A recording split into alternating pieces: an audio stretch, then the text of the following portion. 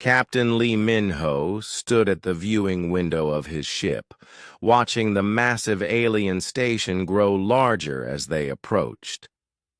The station was called Nexus Prime, and it was bigger than any human city.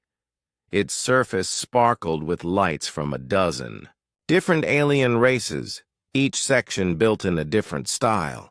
Some parts looked like crystal formations, others like metal beehives, and still others seemed to be made of pure energy.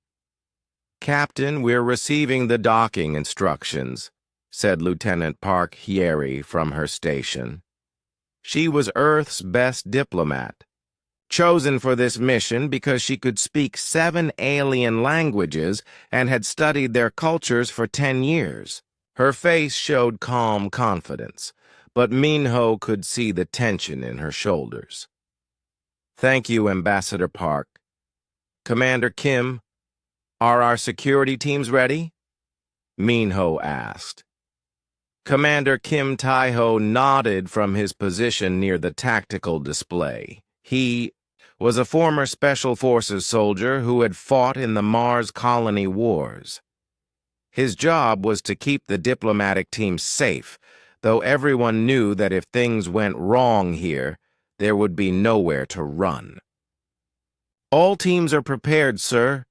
Dr. Choi has finished her analysis of the alien behavioral patterns." Dr. Choi Nari looked up from her datapad. She was young for such an important mission, only 32 years old, but she knew more about alien psychology than anyone else on Earth. "The readings are troubling, Captain. I'm detecting high levels of stress and aggression from multiple species. This isn't a normal diplomatic meeting. The Soul's Pride was humanity's newest diplomatic vessel, designed to impress alien visitors with its clean lines and advanced technology. But compared to the massive station ahead of them, it looked like a tiny metal fish swimming toward a whale made of stars. As they docked, Minho could feel the artificial gravity shift slightly. The station's systems were different from human technology, using gravitational fields that felt strange under his feet. The air tasted different too, filtered through systems designed for creatures that breathed different gases. The docking bay was enormous, with ships from 12 different alien civilizations arranged in a perfect circle. Each ship was unique. The Vorthak vessel looked like a giant crystal that had been carved into the shape of a pyramid. The hive ship was round and covered in holes, like a massive metal honeycomb. The Luminar ship was the strangest of all. It seemed to be made of light itself, with no solid parts that human eyes could see. "Stay alert, but appear calm," Minho told his team as they walked down the ramp. "Remember, we represent all of humanity today." The reception committee was waiting for them. 12 different species stood in a semicircle, each one more alien than the last. The Vorthak representative was 8 feet tall and made of living crystal that changed colors as it moved. The hive delegate looked like a giant insect with 6 arms and compound eyes that reflected the station's lights. The Luminar being was just a floating ball of golden energy that spoke through vibrations in the air. "Welcome, humans," said the Vorthak in a voice that sounded like wind chimes in a storm.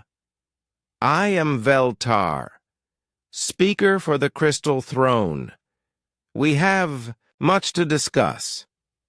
Ambassador Park stepped forward and bowed in the traditional Earth greeting. "Thank you for inviting us, Speaker Veltar. Earth is honored to attend this gathering." The group walked through corridors that changed size and shape to accommodate different species. The walls showed images of 1,000 different worlds, each one home to one of the civilizations represented here.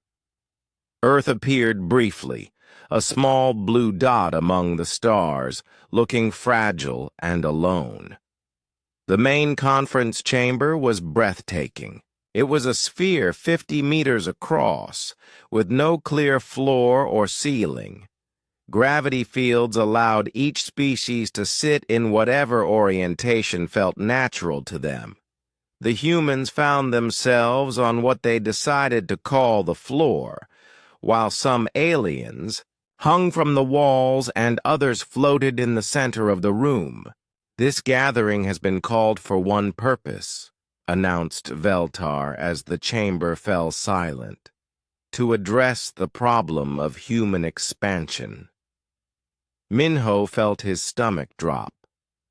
This wasn't a diplomatic meeting, it was a trial. The Hive delegate, speaking in clicks and buzzes that the translation system converted to words, presented the first evidence. In 50 years, humans have colonized 47 worlds. Most species take centuries to expand so far. The Luminar being's golden light pulsed as it spoke. Human technology advances at an alarming rate. They discover in decades what takes us centuries to develop. One by one, the alien representatives presented their case. Humans were too unpredictable. They didn't follow the established patterns of galactic civilization. They asked too many questions, challenged too many assumptions, and worst of all, they seemed to have no respect for the natural order of things. Ambassador Park listened carefully to each accusation before responding. "Honorable delegates, humanity has always sought peaceful relations with all species. Our expansion has been careful and respectful. We have never taken worlds that belong to others." "But you have taken worlds that could belong to others," interrupted a new voice. The speaker was from a species Minho didn't recognize. Tall, thin creatures with skin like metal and eyes like black holes. "Your rate of growth threatens the balance of power in this galaxy." Dr. Choi leaned close to Minho and whispered, "Captain, the psychological readings are getting worse. They're not here to negotiate. They've already made their decision." The debate continued for hours. Each alien species presented evidence of humanity's dangerous behavior. They showed star charts of human expansion, graphs of technological development, and recordings of human diplomats asking too many questions about galactic history and politics. Finally, Veltar called for silence. The crystal being's colors shifted to deep red, a sign of serious intent among the Vorthak. "The Galactic Council has reached a decision. Humanity has 72 hours to accept our terms." "What terms?" Ambassador Park asked, though her voice remained steady. "First, humans will limit their expansion to their current territories. Second, human technological development will be supervised by council representatives. Third, human military forces will be reduced to defensive levels only. Fourth, human questions about galactic history and politics will cease." The chamber fell silent. Minho could hear his own heartbeat in his ears. These weren't terms. They were chains designed to keep humanity locked in a cage. "We need time to consider these terms," Ambassador Park said carefully. 72 hours. repeated Veltar. If humanity refuses, the combined fleets of the Galactic Council will ensure compliance. As the aliens filed out of the chamber, each species returning to their ships, Minho gathered his team in a private room aboard the Soul's Pride. The artificial windows showed the vast expanse of space, dotted with stars that humanity might never be allowed to reach. They're afraid of us, Dr. Choi said quietly. All the psychological data points to fear as their primary motivation. Afraid of what? Commander Kim asked. We're just one species among hundreds. That's exactly what frightens them, Dr. Choi replied. We don't think like they do. We don't accept limits the way they do. We ask questions they've never thought to ask. Ambassador Park was already preparing her report to Earth. Captain, we need to send this message immediately. Earth needs to know what we're facing. As Minho watched the alien ships around the station, he realized that humanity stood at a crossroads. They could accept the terms and live as prisoners in their own corner of the galaxy, or they could refuse and face the combined might of 12 civilizations. Either way, life would never be the same. The message to Earth was simple. Terms received. Recommend immediate council meeting. Situation critical. In 72 hours, humanity would give their answer, and the galaxy would learn what humans were truly made of. The emergency meeting room beneath New Geneva was buzzing with activity. Leaders from every human colony and military base had gathered either in person or through holographic projection. The room's walls displayed star maps showing the positions of alien fleets already moving toward human space. Admiral Song Ji-hye stood at the head of the table, her uniform crisp despite having been awakened at 3 in the morning.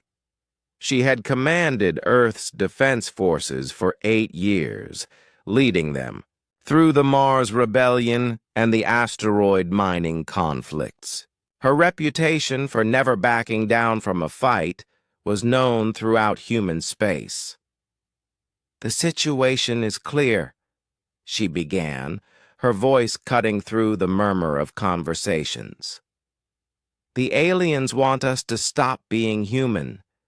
They want us to stop exploring, stop growing, stop asking questions. In other words, they want us to die slowly instead of living. President Yoon Sung-ho, the elected leader of the United Earth government, looked tired. He had spent the last 12 hours in emergency sessions with the colonial governors and military commanders. Admiral, we need to consider all options. The alien coalition has over 3,000 ships. Our entire fleet has barely 200. General Bei Wu-jin leaned forward in his chair. He was the head of strategic operations, the man responsible for planning humanity's defense against threats from space pirates and rogue colonies. Mr. President, with respect, numbers aren't everything. We've faced impossible odds before. Not like this, said Governor Chen from the Alpha Centauri colony, through her hologram. They're talking about 12 different species working together. That's never happened before in galactic history. Dr. Lim Suman had been quiet during most of the discussion, but now she cleared her throat. As the director of advanced weapons research, she knew secrets that most people in the room could only guess at. There might be another option. All eyes turned to her. Dr. Lim was known for her brilliant mind and her habit of finding solutions where others saw only problems. She had developed the plasma shields that protected Earth's cities and the fusion engines that powered humanity's fastest ships. 15 years ago, we began a project, she said carefully. It was so classified that only a handful of people knew about it. We called it the Indomitable Project. President Yoon frowned. I've never heard of any such project. Because it was funded through black-budget programs and built in complete secrecy, Admiral Song said. Dr. Lim, are you saying it's ready? Dr. Lim nodded slowly. The ship completed its final trials last week. It's unlike anything that has ever been built before. She activated a holographic display in the center of the table. The image showed a ship that looked more like a work of art than a weapon of war. Its lines were smooth and curved, almost organic in their flow. Instead of the angular, aggressive design of most human warships, this one seemed to bend light around itself. The Indomitable represents our greatest technological achievement, Dr. Lim explained. It incorporates breakthrough discoveries in quantum mechanics, gravitational manipulation, and something we call reality interface technology. General Bay studied the hologram carefully. What exactly does reality interface technology mean? It means we've learned to touch the basic building blocks of the universe itself, Dr. Lim said. To make small changes in how matter and energy behave. The room fell silent as the implications sank in. Admiral Song was the first to speak. How small changes are we talking about? We can make solid objects temporarily translucent. We can alter the gravitational constant in a localized area. We can change how atoms bond with each other. Dr. Lim paused. In theory, we could make an entire star system negotiable. President Yoon stared at the hologram. And this technology is on one ship? One ship with a crew of 800, Dr. Lim confirmed. The best scientists, engineers, and military personnel we could find. They've been training for this mission for 5 years.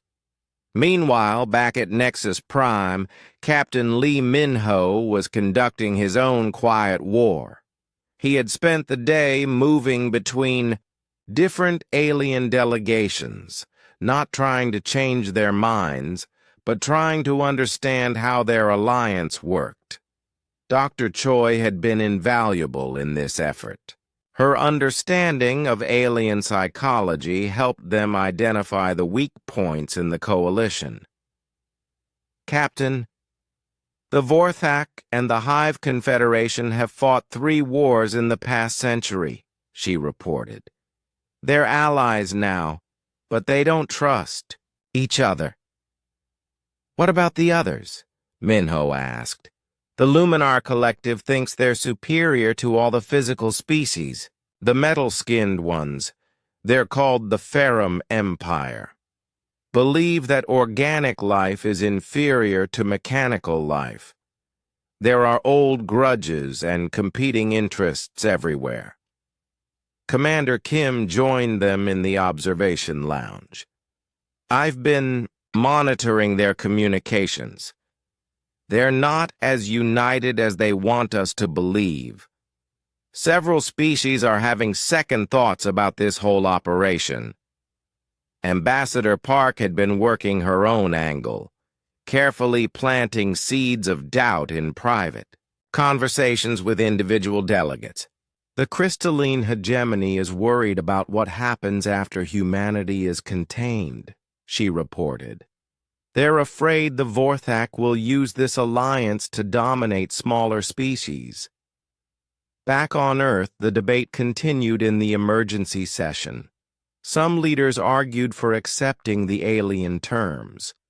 "We can rebuild in secret," suggested one colonial governor. "Accept their limits now, then find ways around them later." "That's not who we are," Admiral Song replied firmly. "Humans don't surrender. We don't hide. We don't accept cages, no matter how comfortable they might be." President Yoon had been listening carefully to all arguments. Finally, he stood up. "Dr. Lim, this ship of yours, can it really stand against 3,000 alien vessels?"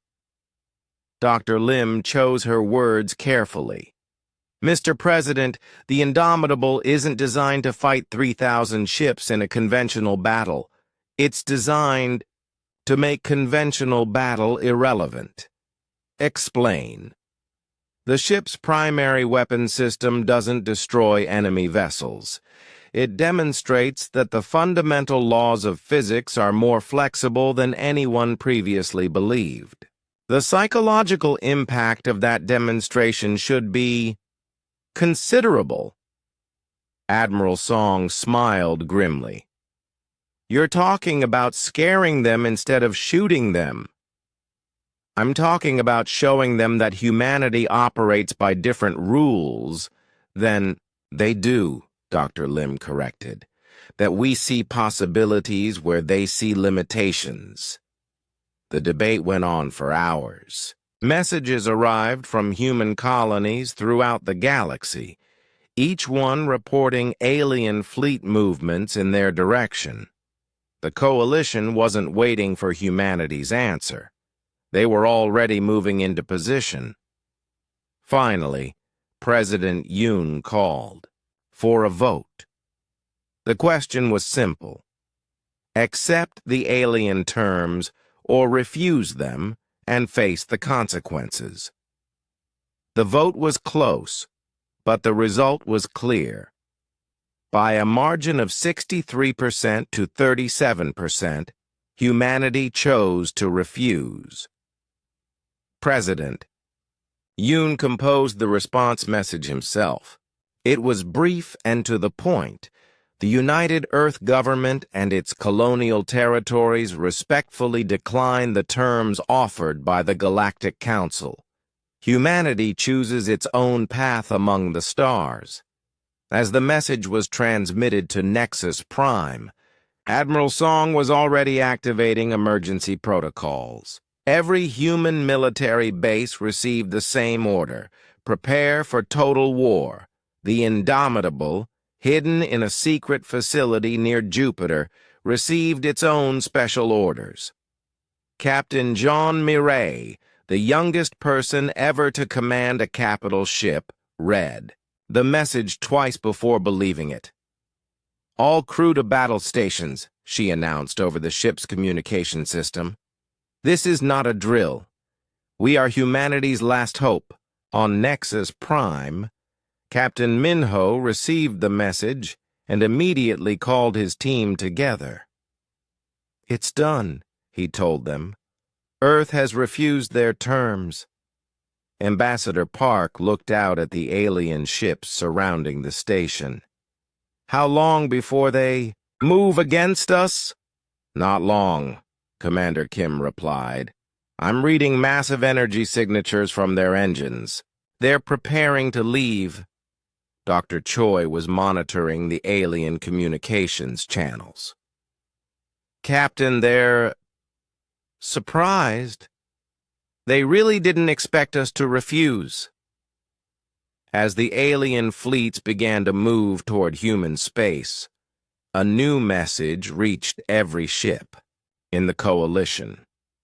It came from the secret facility near Jupiter, broadcast on all frequencies in clear, simple language. "This is Captain Jean Mireille of the Earth Defense Force vessel Indomitable. To all hostile forces approaching human territory, you are advised to reconsider your actions. Humanity is prepared to defend itself by any means necessary." The alien response was swift and predictable. thousands of ships continued their advance toward Earth, confident in their overwhelming superiority. They had no idea what was waiting for them. The largest military fleet in galactic history was moving toward Earth like a storm made of metal and energy. Over 3,000 ships from 12 different civilizations had formed into a massive formation that stretched across millions of kilometers of space. Their combined firepower could destroy entire planets, and their commanders knew it. Fleet Admiral Kang Dong-yun watched the approaching armada from the bridge of his flagship, the Defiant. As commander of Earth's defensive fleet, he had spent his entire career preparing for this moment, though he had always hoped it would never come.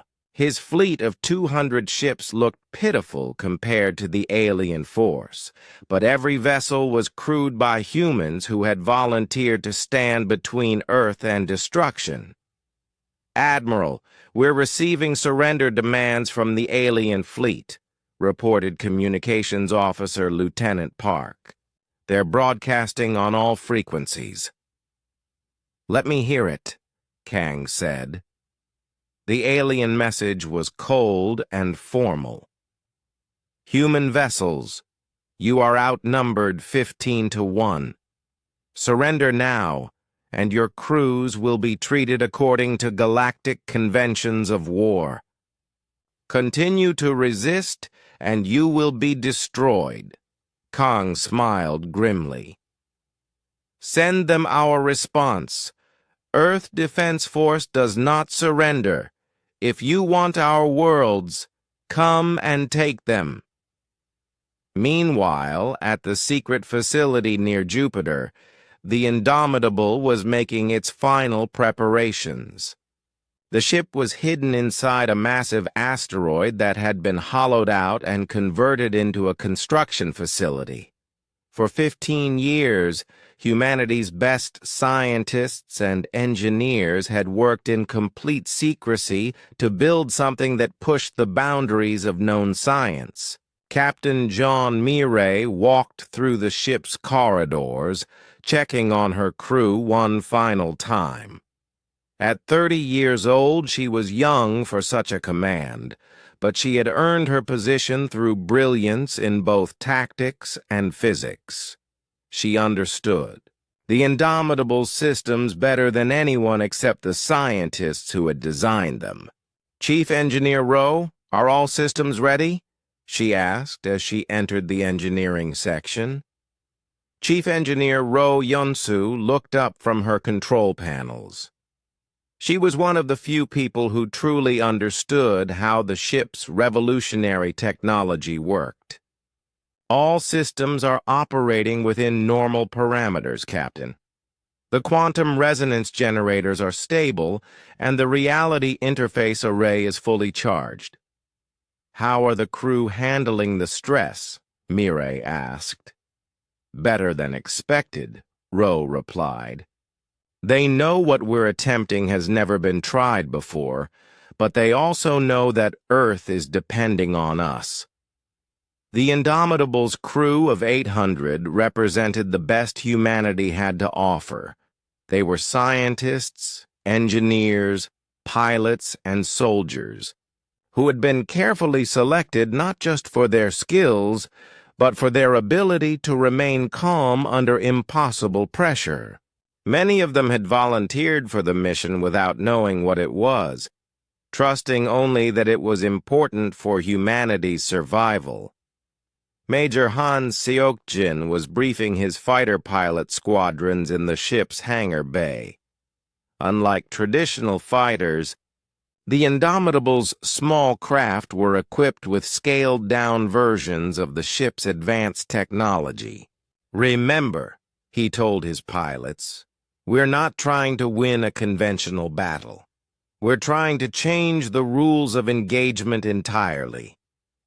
Back near Earth, the alien fleet had crossed into the outer solar system. Their formation was designed to Be as intimidating as possible. A massive wall of ships that stretched from one side of the system to the other. They advanced slowly, giving human forces time to see their overwhelming numbers and surrender. Admiral Kang had other plans. All ships, this is Defiant. Execute Operation Last Stand.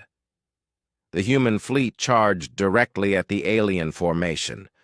It was a desperate move that every tactical manual said was suicide, but it served an important purpose. While the aliens focused on the conventional battle, the Indomitable would have time to reach its position undetected. The Battle of Sol's outer system began at 1427 Earth Standard Time.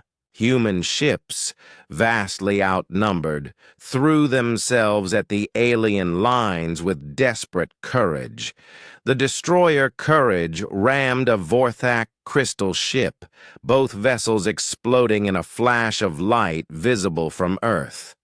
The cruiser Liberty held off 3 Hive vessels until its shields failed and its hull cracked open like an egg.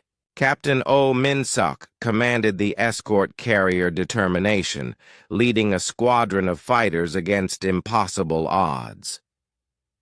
"This is for Earth," he shouted over the communications channel as his ship's guns blazed against alien armor. One by one, human ships were destroyed or disabled. Admiral Kang watched his fleet disappear from his tactical display, but he did not retreat. Every minute his ships held the line was another minute for the Indomitable to get into position. "Admiral, we've lost the Valiant and the Steadfast," reported his tactical officer. "The Courageous is requesting permission to evacuate her crew." "Negative," Kang replied. "All ships continue the attack. We hold the line no matter what." Deep in space, far from the main battle, the Indomitable was making its approach. The ship's advanced stealth systems made it invisible to all known forms of detection. Its hull seemed to bend light around itself, creating an effect that made it nearly impossible to see even with the naked eye.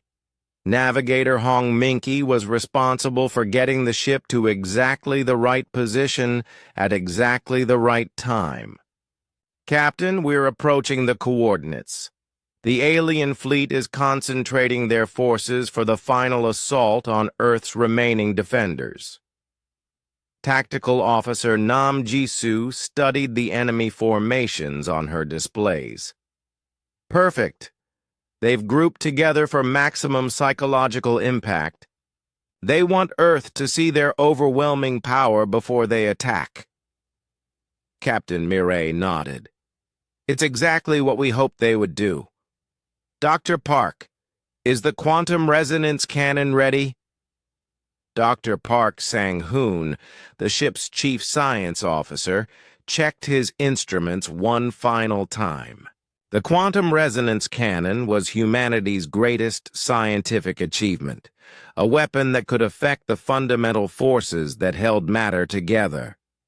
"All systems are ready, Captain. The targeting array is locked onto the enemy formation." "How long will the effect last?" Mireille asked. "Exactly 4.7 seconds, Dr. Park replied. "Long enough to demonstrate our capabilities, but not long enough to cause permanent damage." Executive Officer Kwon Yeon-woo was monitoring alien communications. "Captain, they're beginning their final approach to Earth. Admiral Kang's forces are down to less than 50 ships." Mireille took a deep breath. Everything humanity had worked toward for the past 15 years came down to the next few minutes. "All stations, prepare for decloak. We're about to change the course of galactic history." The Indomitable dropped its stealth field and appeared directly in the center of the alien formation. The effect was immediate and dramatic. Thousands of alien ships that had been advancing in perfect order suddenly found a human vessel in their midst, appearing as if from nowhere. Panic spread through the alien fleet as commanders tried to understand how a human ship had penetrated their formation without being detected. The Vorthak vessels began changing color rapidly, a sign of extreme agitation among their crystal-based crews. The hive ship started transmitting emergency signals in their complex insect language. "This is Captain John Mireille of the Earth vessel Indomitable," she broadcast on all frequencies. "You have 30 seconds to witness something that will change your understanding of what is possible." Weapons Officer Lee Jae-won placed his hand on the firing control. "Captain, the quantum resonance cannon is charged and ready." "Dr. Park, are you certain this will work as designed?" Mireille asked. "As certain as anyone can be when attempting something that has never been done before," Dr. Park replied. "Captain, we're about to touch the foundation of reality itself." Medical Officer Kim Jun was monitoring the crew's vital signs. "All personnel are ready, Captain. Stress levels are high but manageable." Mirai looked out at the thousands of alien ships surrounding them. Each one was larger and more heavily armed than her vessel, but she was about to demonstrate that size and numbers were not the only measures of power. "Fire the quantum resonance cannon," she ordered. The weapon activated with a sound that no human ear had ever heard before. A deep harmonic vibration that seemed to come from the fabric of space itself. Energy that operated on principles beyond conventional physics reached out from the Indomitable and touched every alien ship in the formation. For exactly 4.7 seconds, the fundamental forces that held matter together became negotiable. Alien vessels that had seemed solid as mountains became translucent as glass. Their crews watched in terror as their own bodies flickered between existence and non-existence, feeling themselves slip toward the void before snapping back to reality. The psychological effect was devastating. Across 3,000 ships, alien beings experienced the deepest fear possible, the terror of non-existence itself. Species that had considered themselves immortal suddenly understood that reality was far more fragile than they had believed. When the effect ended, the alien fleet remained motionless in space. Not a single ship moved. Not a single weapon fired. The entire formation hung in space like statues, their crews struggling to understand what they had just experienced. Captain Mirai activated the communications system again. Her voice was calm and measured, but her words carried implications that would. The silence stretched across space like a living thing. For over an hour, the massive alien fleet remained completely motionless around the Indomitable. 3,000 ships that had come to demonstrate overwhelming power now hung in space like monuments to shock and confusion. On the bridge of the Indomitable, Captain John Mirai watched the tactical displays showing the alien formations. Not a single ship had moved since the quantum resonance cannon fired. Not a single weapon had powered up. The entire fleet seemed frozen in disbelief. "Captain, we're receiving thousands of communication attempts," reported Lieutenant Shin Ga-young from the communications station. "Every ship in the fleet is trying to contact their command structures. Most of the messages are asking the same question. What just happened to us?"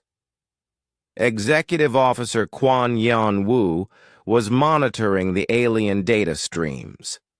The psychological impact appears to be even greater than we projected. Several species are reporting crew members in medical crisis from the experience. Dr. Park Sang-hoon looked up from his science station. Captain, the quantum resonance effect worked exactly as designed. For 4.7 seconds, we altered the fundamental forces that hold their ship's matter together. They experienced what we might call quantum dissolution, the feeling of reality becoming optional. Any permanent damage? Mirai asked. None to their ships or bodies, Dr. Park replied. But the psychological impact of experiencing non-existence, even briefly, appears to be profound. Many of these species have never considered that their physical reality could be negotiable. Meanwhile, aboard the crystal ship Voice of the Eternal, Veltar of the Vorthak was experiencing something his species had never known: doubt about the nature of reality itself. The crystal being's colors shifted rapidly between deep purple and pale yellow, showing extreme distress. "High Commander," said one of his subordinates, "our science officers report that what the humans did should be impossible. Matter cannot simply become translucent while maintaining its structural integrity." "And yet it happened," Veltar replied, his voice creating harmonics of confusion in the crystal ship's atmosphere. "For those few seconds, I felt my molecular structure wavering. I could see through my own body. How does a species barely a century into spaceflight develop such technology?" Similar conversations were taking place on ships throughout the fleet. The Hive Confederation's commanders were clicking and buzzing in languages that their translation systems couldn't properly convert, expressing concepts for which they had no words. The Luminar Collective, beings of pure energy who had always considered themselves superior to physical matter, were struggling to understand how humans had made physical matter behave like energy. On the bridge of the Ferrum Empire ship Iron, Commander Zarian studied the sensor readings from the human demonstration. His mechanical body, enhanced with the finest technology his species could produce, had somehow been affected by the human weapon despite being mostly artificial. "Analysis complete," reported his science officer. "The human weapon operates on quantum principles that we do not understand. It appears to temporarily alter the strong nuclear force that holds atomic nuclei together." "Impossible," Zarian replied in his electronic voice. "The strong nuclear force is a fundamental constant of the universe." "Perhaps not as fundamental as we believed," the science officer said quietly. Back on Earth, Admiral Song Ji-hye was watching the battle reports from the command center beneath New Geneva. The news was both better and worse than anyone had expected. Better because the alien fleet had stopped its advance completely. Worse because now they knew humanity possessed weapons that could challenge the basic laws of physics. "Admiral, we're receiving a priority message from Captain Mirai," reported the communications officer. Mirai's image appeared on the main screen, transmitted from the bridge of the Indomitable. "Admiral, the demonstration was successful. The alien fleet is currently non-responsive, but I don't think this will last long. They're going to want answers." "What kind of answers?" Admiral Song asked.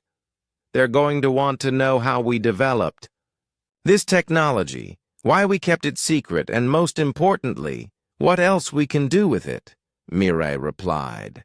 "I recommend we prepare our diplomatic team for some very interesting conversations." President Yoon Sung-ho joined the communication from his office.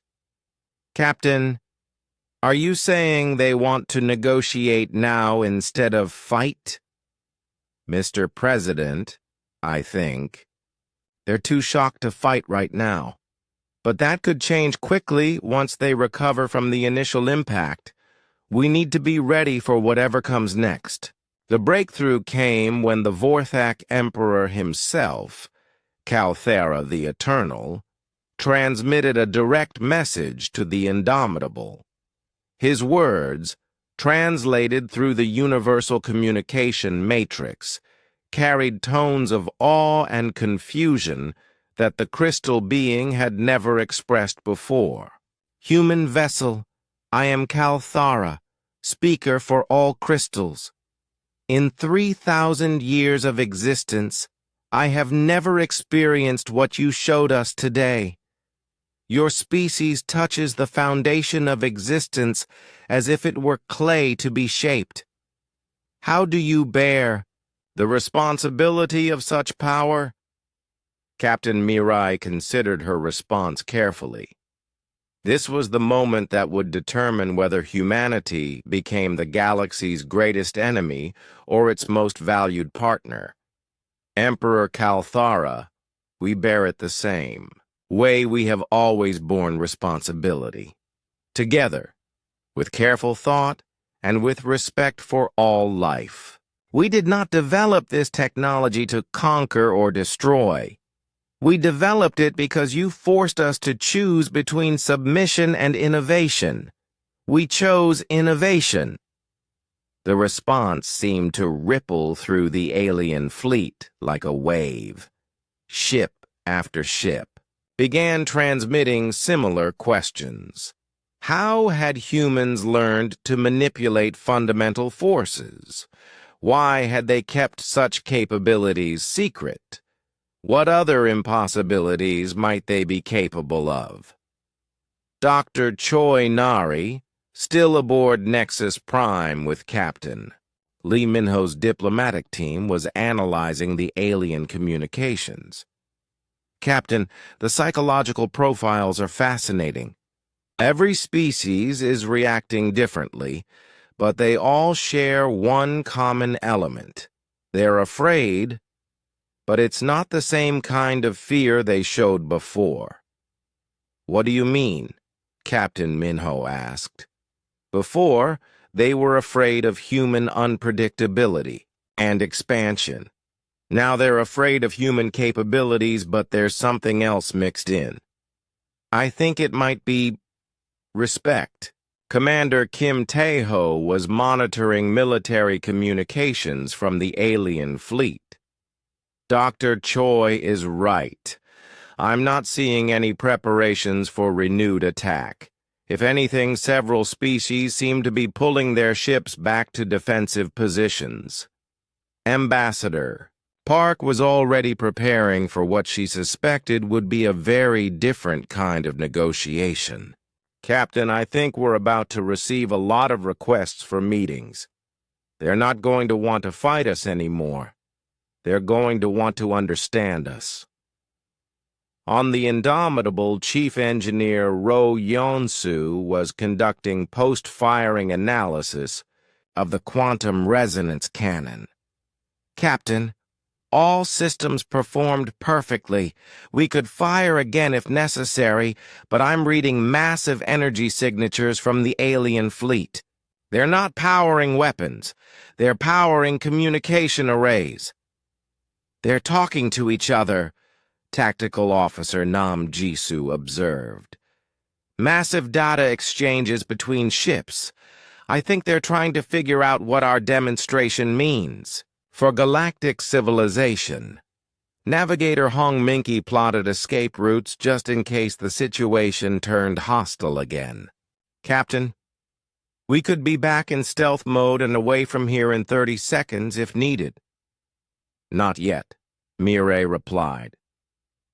Let's see what they have to say.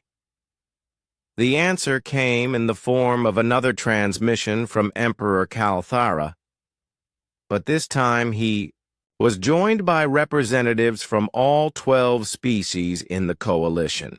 Their combined message was unlike anything in galactic diplomatic history. Human vessel Indomitable, we request formal negotiations, not as conquerors to conquered, but as equals seeking understanding. Your species has demonstrated capabilities that challenge our fundamental understanding of what is possible. We wish to learn how you achieve this, and more importantly, how you intend to use such power. Captain Mireille looked around her bridge, at the crew that had just changed the course of galactic history. Open a channel to all ships in the alien fleet. Her response would be remembered for centuries. To all representatives of the galactic community, humanity accepts your request for negotiations. We welcome the opportunity to discuss our mutual future among the stars.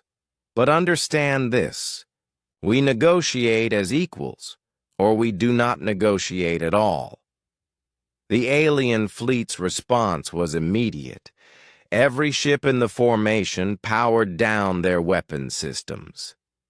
For the first time in galactic history, humanity would sit at the negotiating table, not as subjects or petitioners, but as partners with capabilities that even they were still learning to understand. The negotiations began 3 days later aboard a neutral station called Harmony Point, built specially for the occasion by combined human and alien construction teams. The station was a marvel of cooperative engineering, with sections designed for each species' environmental needs, connected by universal corridors. Diplomat An Seo-hyun had been chosen to lead humanity's negotiating team. She was known throughout human space for her ability to find common ground even in the most difficult situations. Her background in both law and xenopsychology made her perfect for this unprecedented moment in galactic history. The aliens are nervous, she reported to Captain John Mireille during their private meeting before the formal sessions began. Not afraid exactly, but unsure of how to proceed. They came here expecting to dictate terms to a primitive species. Now they're trying to negotiate with beings who can apparently rewrite the laws of physics. Captain Mireille had remained in the area with the Indomitable, ready to demonstrate humanity's capabilities again if necessary. What do they want to know? Everything, An replied. How we developed the quantum resonance technology, what other capabilities we might have, and most importantly, what our intentions are for the galaxy. The formal negotiations opened in a vast circular chamber where representatives from all 13 species could participate comfortably. Emperor Kalthara spoke first, his crystal form shifting through colors that indicated deep curiosity. Humans of Earth, we have studied the data from your demonstration for 3 days. Our greatest scientists cannot explain how you achieved what you showed us. We request that you share the principles behind your technology. Diplomat An had prepared for this moment carefully. Emperor, we are willing to share some information about our scientific principles, but first we need to establish the framework for our future relationship. Are you here as conquerors, seeking our submission, or as partners seeking mutual understanding? The Hive Confederation representative, speaking through rapid clicks that the translation system converted to words, answered first. The original purpose of our coalition is no longer relevant. We cannot threaten a species capable of manipulating fundamental forces. we must reconsider everything. Admiral Cho Hyun-woo, representing Earth's military interests, leaned forward. Reconsider what specifically? Our assumptions about galactic civilization, replied the Luminar Collective's energy being representative. Its golden light pulsed with what humans had learned to recognize as thoughtfulness. For millennia, we have believed that technological development follows predictable patterns. Humans have demonstrated that our understanding is incomplete. Professor Jung Soo-young, humanity's leading expert on xenopsychology, had been studying the aliens' behavior patterns throughout the negotiations. She whispered to Diplomat On, "They're not just curious about our technology. They're questioning their entire worldview. This is a species-wide existential crisis for all of them." The breakthrough came when the Ferrum Empire's representative, Commander Zarion, made an unexpected admission. "Humans, we came here to limit your expansion because we feared your unpredictability. But after witnessing your capabilities, we realized that our fear was based on ignorance. You could have destroyed our entire fleet, but you chose to demonstrate restraint. This suggests a level of wisdom that we did not expect." Diplomat On saw her opportunity. Commander Zarion raises an important point. Humanity has always believed that true strength lies not in the ability to destroy, but in choosing not to destroy. We developed our advanced technology as a defensive measure, not as a tool of conquest. Emperor Kalthara's colors shifted to deep blue, indicating serious consideration among the Vorthak. "You speak of wisdom? But how can we trust that humanity will continue to show such restraint as your power grows?" Captain Yang Min-soo, who had been quietly observing the negotiations, spoke up. "The same way we've learned to trust each other. Among human colonies and nations, through communication, cooperation, and shared goals." The Hive representative clicked rapidly. "Explain this concept of shared goals. What could humans and our species possibly have in common?" Dr. Park Sang-hoon, who had been brought in to explain the scientific principles behind humanity's technology, activated a holographic display. "All of our species share the same universe. We all deal with the same fundamental forces of physics. What if, instead of limiting each other's development, we work together to understand those forces better?" The display showed star charts of unexplored regions beyond the galactic rim. "There are entire sections of the galaxy that none of our species have explored. Instead of fighting over the space we know, we could work together to discover what lies beyond." The Luminar Collective's representative pulsed with excitement. "You propose joint exploration missions?" "More than that," Dr. Park continued.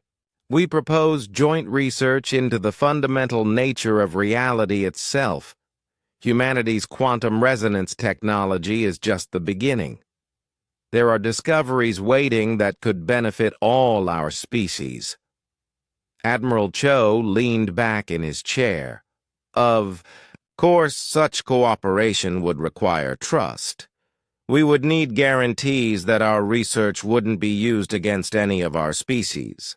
The negotiations continued for days, with each species slowly beginning to see possibilities instead of threats. The Vorthak offered their expertise in crystal-based computing systems. The Hive Confederation contributed their knowledge of biological engineering. The Luminar Collective shared their understanding of energy manipulation. Captain Mireille remained in regular contact with the negotiating team from the Indomitable. "How are they responding to our proposals?" she asked during one of their daily briefings. "Better than we hoped," Diplomat On replied. "They're starting to see humanity not as a threat to be contained, but as a catalyst for advancement. Several species have already proposed joint research projects." Professor Jung analyzed the psychological data they had gathered. "The demonstration with the quantum resonance cannon did more than just show our capabilities. It forced them to question assumptions they've held for millennia. They're realizing that their understanding of what's possible was limited. The turning point came when Emperor Kalthara made a formal proposal to the assembled delegates. I suggest we establish a new organization, the Galactic Research Consortium. Each species would contribute their unique knowledge and capabilities to advance our collective understanding of the universe. The Farum Empire's commander Zarion supported the proposal immediately. Such an organization would benefit all species. "The humans have shown us that there are aspects of physics we never considered. What other discoveries await us?" Admiral Cho had been waiting for this moment. "Earth would be honored to participate in such an organization, but we have conditions. First, all member species must commit to peaceful cooperation. Second, any discoveries made through joint research must be shared equally. Third, no species may use consortium technology to threaten or attack others." The debate over these conditions lasted 2 more days, but eventually all species agreed. The Galactic Research Consortium was officially established with its headquarters, to be built at Harmony Point. As the formal signing ceremony approached, Captain Mireille reflected on how quickly everything had changed. Just weeks earlier, humanity had faced extinction.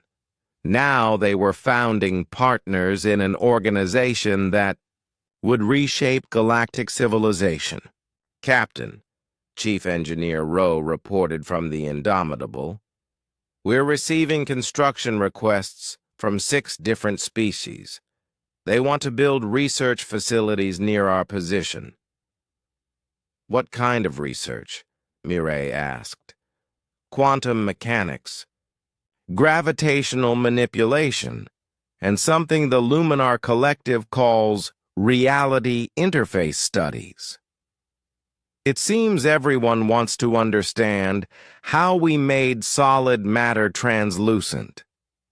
Dr. Park had been working with alien scientists to explain the principles behind humanity's breakthrough technology. "Captain, the level of scientific curiosity is incredible.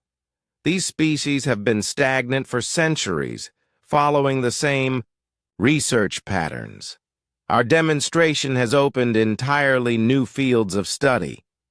The signing ceremony was broadcast throughout the galaxy.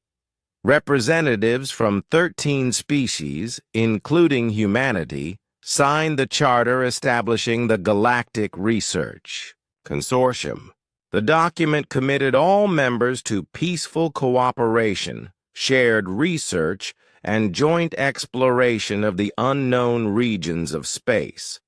As Emperor Kalthara placed his crystal appendage on the signing device, his words were translated and broadcast to billions of beings.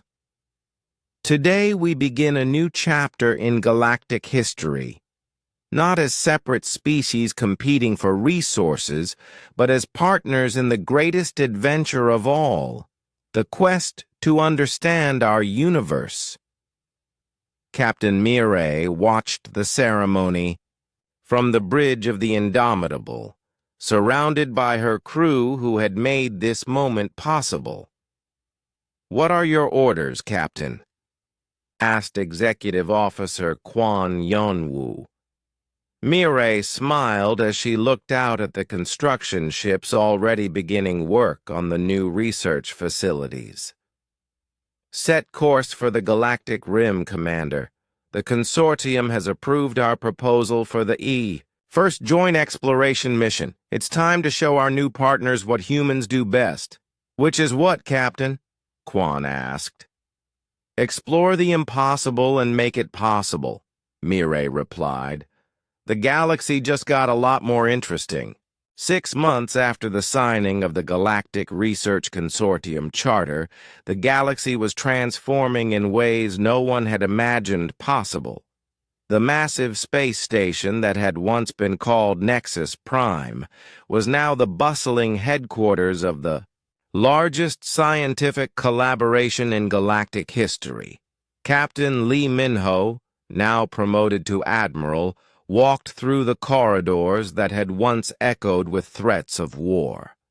Today, they buzzed with the excited conversations of scientists from 13 different species working on projects that would have been impossible just a year earlier. Admiral, the morning briefing is ready, said his aide, Lieutenant Commander Park. She carried a data pad filled with reports from research stations throughout human space and beyond. What's the status of Project Harmony? Min-ho asked as they walked toward the main conference room. Exceeding all expectations, sir. The joint human Vorthak team has successfully created stable micro-wormholes using combined quantum resonance and crystal matrix technology.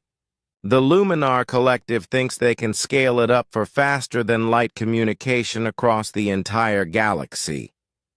The main conference room was packed with holographic projections of scientists and officials from across the galaxy. At the head of the table sat Emperor Kalthara, whose crystal form now shifted through bright, cheerful colors that indicated satisfaction and excitement. Admiral Min-ho, welcome, the crystal being said in harmonics that the translation system converted to warm tones. We have much to discuss today. Dr. Lim Soo-min appeared via hologram from Earth, where she was coordinating humanity's contributions to the consortium's research projects. Admiral, I'm pleased to report that the joint research stations are producing results faster than we ever dreamed possible. What kind of results? Min-ho asked. The Hive Confederation's biological expertise combined with our quantum resonance technology has led to breakthroughs in cellular regeneration. We're talking about medical treatments that could extend lifespans for all our species. The Ferrum Empire's mechanical engineering merged with Luminar energy manipulation has created construction techniques that can build space stations in days instead of years. Commander Zerion of the Ferrum Empire joined the conversation through his own holographic projection. Admiral, the rate of technological advancement has increased by orders of magnitude. What took centuries to develop before is now being achieved in months. Admiral Yang Min-soo, now in command of the consortium's joint exploration fleet, reported from the edge of known space. Admiral Min-ho, our mixed species crews are working better together than anyone expected. The Vorthak provide computational power. The Hive manages biological systems, humans handle tactical situations, and the Luminar beings provide energy analysis. We've explored 12 new star systems in the past month. Professor Young Soo-young had spent the months studying the psychological and social effects of the new cooperation. Admiral, what we're seeing is unprecedented in galactic history. Species that had been enemies for centuries are now sharing their most advanced technologies freely. What changed their minds? Minho asked, though he suspected he knew the answer. The SIA demonstration with the Indomitable showed them that trying to control or limit each other was pointless, Professor Jung explained. If humans could develop reality-altering technology in secret, then every species might have capabilities that others don't know about. Competition became too dangerous, so cooperation became the only logical choice. Meanwhile, at the far edge of the galaxy, Captain Jean Mireille was commanding the most unusual crew in galactic history. The Indomitable now carried scientists and officers from 6 different species, all working together to explore regions of space that none of their civilizations had ever reached. "Captain, we're approaching the anomaly," reported Navigator Hong, Minky from his station. Beside him sat a Vorthak crystal being whose computational abilities far exceeded any human computer. "What are the readings?" Mireille asked. Dr. Park Sang-hoon worked alongside a luminar energy specialist to analyze the sensor data. "Captain, it's unlike anything we've encountered before. The space ahead of us seems to be folded somehow, like reality has been creased and bent." Chief Engineer Ro Yeonsu consulted with her Ferrum Empire counterpart, a mechanical being whose understanding of structural engineering was unmatched. "Captain, whatever caused this, it required technology, even more advanced than our quantum resonance systems." The Discovery team also included Hive Confederation biologists who could analyze any organic materials they found, and species specialists who could determine if the anomaly was natural or artificial. Could this be evidence of another spacefaring civilization? Mireille asked. "It's possible," replied the Vorthak computational specialist in harmonic tones. "The mathematical patterns suggest intentional creation rather than natural phenomenon." Executive Officer Kwon Yanwoo, now working with a mixed-species command team, coordinated the investigation. "Captain, all department heads agree. This could be the discovery of the century." Back at Consortium headquarters, news of the discovery spread quickly through the scientific community. Emperor Kalthara called an emergency session to discuss the implications. If there are other civilizations with technology surpassing even our combined knowledge, we must approach them carefully, the Crystal Emperor said. The lessons we learned from humanity's emergence must guide us.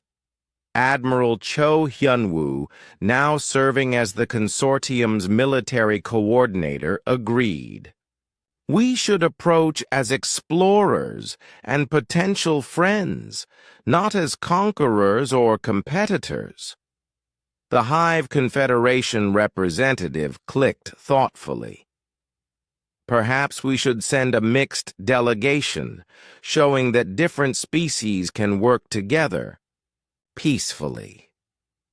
On Earth, President Yoon Seung-ho was meeting with the Global Defense Council to discuss humanity's role in these new developments. "The aliens who once threatened to destroy us are now our closest partners in the greatest adventure in galactic history," he said with wonder in his voice. Admiral Song Ji-hye, who had prepared humanity for war just months earlier, was now coordinating joint military exercises with former enemies. "Mr. President, our combined fleets are stronger than any single species could ever be. More importantly, We're learning from each other in ways that make all of us better. General Bei Wu Jin was overseeing the integration of alien technologies into human defense systems, not for war, but for exploration and protection. The Vorthak shield technology, combined with our quantum resonance systems, has created defensive capabilities that can protect entire star systems from natural disasters. As the months passed, the transformation of galactic civilization became clear to everyone involved. Species that had spent millennia in careful isolation were now sharing their most precious secrets. Wars that had lasted centuries ended as former enemies became research partners. Captain Mireille's exploration of the space anomaly led to the discovery of ancient structures that appeared to be millions of years old. The technology used to create them was so advanced that even the combined knowledge of all consortium species could barely begin to understand it. "Captain, we're receiving a signal," reported Communications Officer Shin Ga-young. "It's coming from the structures themselves." The message, when translated, was simple but profound. "Welcome, young civilizations. We have been waiting for you to learn cooperation before making contact. Your unity of purpose shows you are ready for the next phase of galactic development." The response came from 13 species speaking as one voice, with Captain Mireille as their representative. "We are honored by your contact. Humanity and our partners in the Galactic Research Consortium are ready to learn." 6 months after the galaxy had nearly witnessed the destruction of humanity, the same species that had formed a coalition to limit human expansion were now partners in the greatest scientific adventure in galactic history. Admiral Minho stood in the observation deck of the consortium headquarters, watching ships from 13 different civilizations working together to build new research stations. The sight would have been impossible to imagine just a year earlier. "Admiral, incoming message from Captain Mireille," reported his communications officer. Mireille's image appeared on the view screen, transmitted from the bridge of the Indomitable at the edge of known space. "Admiral, the ancient civilization wants to meet with representatives from all consortium species. They're offering to share knowledge that could advance our understanding by thousands of years." Minho smiled. "Tell them we'll be there, Captain. All of us, together." As he ended the communication, Minho reflected on the journey that had brought them to this point. The galaxy had fallen silent when humanity's warship arrived, but that silence had led to the most important conversations in galactic history. The threatening fleet that had once surrounded Earth was now exploring the furthest reaches of space as partners and friends. The species that had demanded human submission were now humanity's closest allies in the quest to understand the universe. Captain Mireille's final log entry from that historic day captured the transformation perfectly. "Today, we learned that sometimes the greatest weapon is not the power to destroy, but the wisdom to build something better." The galaxy fell silent when we arrived, but now we're having the most interesting conversations in the history of civilization.